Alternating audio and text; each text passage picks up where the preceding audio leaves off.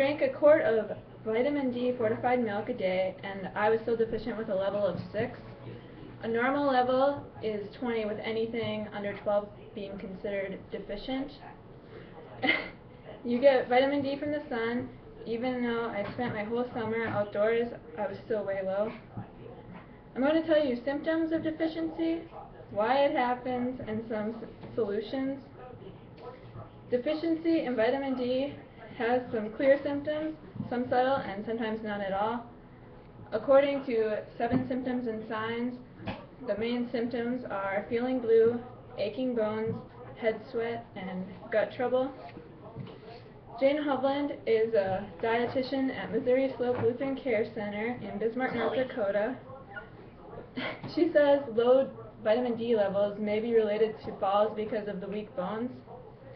All residents' levels were tested, and 100% of them were deficient. Kathy Breeden, a speaker around the country, asked audience of 200 plus people how many know somebody with multiple sclerosis. When she's in the South, nobody raises their hand, and when she's in the Midwest, like North Dakota, at least half of them raise their hand. A good question to ask is, why does deficiency in vitamin D levels happen? According to WebMD, vitamin D is the sunshine vitamin. This means that we get our level we need when we expose our bare skin to sunlight.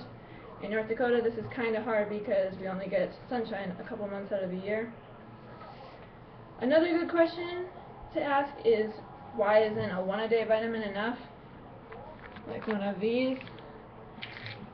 A 1-a-day vitamin has 700 international units, and the doctor told me when you're living in North Dakota that you need at least 2,000. Foods that vitamin D occur in naturally are fish, egg yolks, and fortified foods like dairy products, but these are not enough to get the level you need.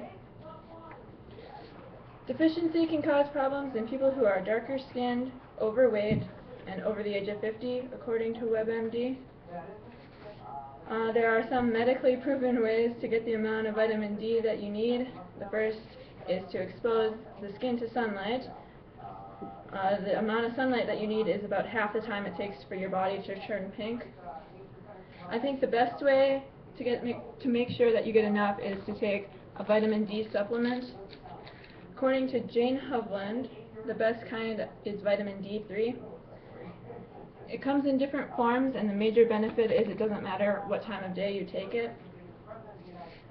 Vitamin D deficiency, although not medically proven, made me feel depressed.